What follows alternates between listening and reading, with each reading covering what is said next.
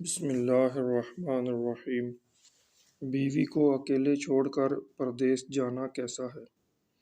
ہمارے حکمرانوں نے ہمارے ہر طرح سے مالا مال ملک کو ایسا بنا دیا ہے کہ متوسط طبقے کے لوگ بھی سفید پوش بن کر رہ گئے ہیں۔ مزدوری کم ہے، اس لیے اخراجات زیادہ ہو گئے ہیں۔ ایک عورت اپنی کہانی سنا رہی تھی کہ وہ اپنے خاوند اور 5 بچوں کے ساتھ کرائے کے مکان میں رہ رہی تھی۔ خاوند کے پاس کوئی کاروبار نہ تھا۔ کچھ ادھار لے کر ڈنکی کے ذریعے وہ یونان کے راستے اٹلی جانے کے لیے نکل گیا۔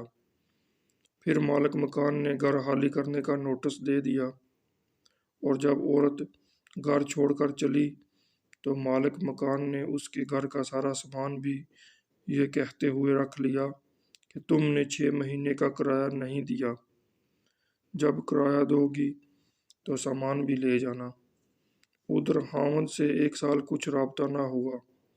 بڑی پریشانی سے محنت مزدوری کر کے نئے گھر کا کرایہ بھی دیا اور بچوں کو بھی پڑھایا۔ کچھ نوجوان شادی کرتے ہیں اور 6 مہینے یا سال بعد یورپ کے لیے نکل جاتے ہیں اور بیوی کو اپنے ماں باپ کے حوالے کر کے چلے جاتے ہیں۔ ماں باپ کی وہ اپنی بیٹی نہیں ہوتی، اور یہ پکی بات ہے کہ ساس کبھی ماں نہیں بن سکتی اور بہو کبھی بیٹی نہیں بن سکتی، اور پھر گھر میں موجود نندیں بھی ہوتی ہیں۔ اکثر گھروں میں چھوٹی چھوٹی باتوں پر لڑائیاں شروع ہو جاتی ہیں۔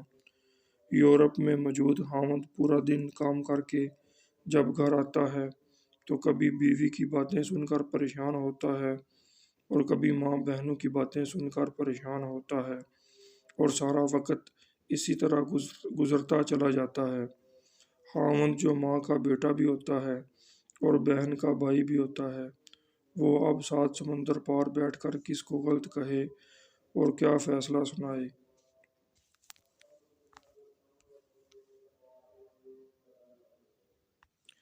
وہ یورپ میں دن بھر کام کرتا ہے اور گھر آ کر جو وقت بچتا ہے گھر والوں کی باتیں سن کر پریشان ہوتا رہتا ہے، اور اکیلا ہی قربانی کا بکرا بنا رہتا ہے، اور اس کے روپے بیوی، ماں اور بہن سب کو اچھے لگتے ہیں۔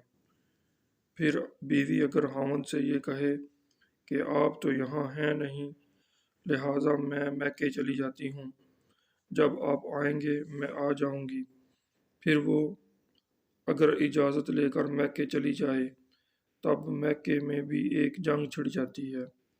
بھابیاں کب پسند کرتی ہیں کہ ان کے گھر میں نند آ کر ان کے سر پر بیٹھے اور حکم چلائے۔ اب بیوی ہوا سسرال رہے یا میکے، دونوں جگہ خاوند کے بغیر عذاب ہی زندگی بنی رہتی ہے۔ اس طرح بچوں کی پڑھائی اور ان کی تربیت پر بھی منفی اثر پڑتا ہے۔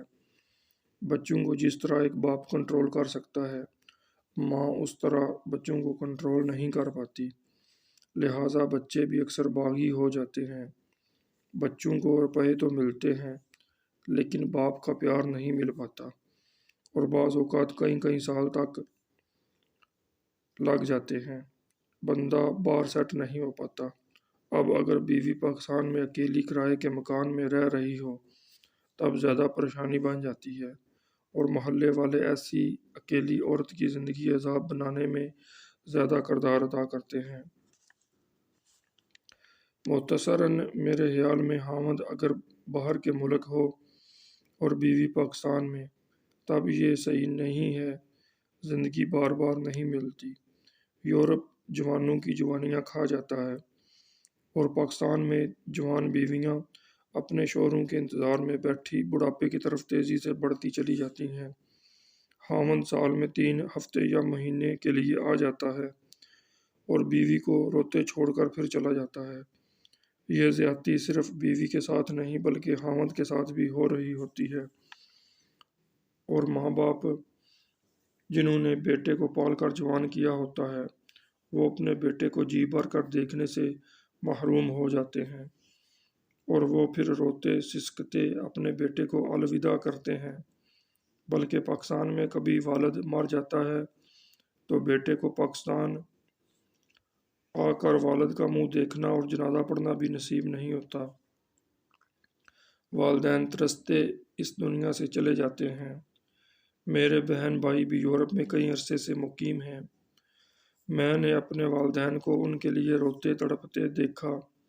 پھر جب میرے بہن بھائیوں میں سے کوئی پاکستان آتا اور چھٹی گزار کر واپس جاتا تب والدین کی حالت دیکھی نہیں جاتی تھی۔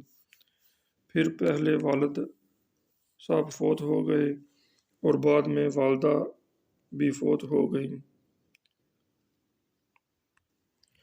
اور بہن بھائیوں میں سے کچھ آ سکے اور کچھ کسی مجبوری کی وجہ سے نہ آ سکے، اور پھر مجھے خود بھی کئی سال اٹلی رہنے کا اتفاق ہوا، اور پھر پاکستان چھٹی آنا اور واپس جانا اور بیوی بچوں کو روتے چھوڑ کر ایئرپورٹ کی طرف بوجھل قدموں اور بھاری دل سے جانا یقیناً بہت مشکل عمل ہوتا تھا۔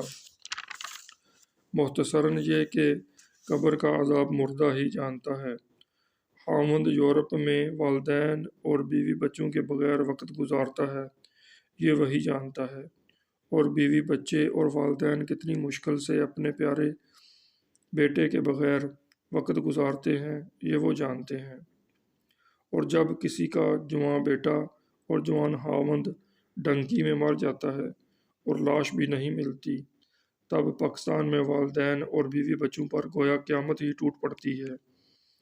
اللہ تعالیٰ سے دعا ہے کہ جو بیرون ملک اپنے حالات بہتر بنانے کے لیے گئے ہوئے ہیں، اللہ تعالیٰ انہیں ان کے مقصد میں کامیاب کرے، انہیں صحت و تندرستی عطا کرے، اور پیچھے پاکستان میں جو بیٹھے ہیں اللہ تعالیٰ ان کے حال پر بھی رحم کرے اور ان کے دلوں کو بھی سکون اور اطمینان عطا کرے۔ آمین ثم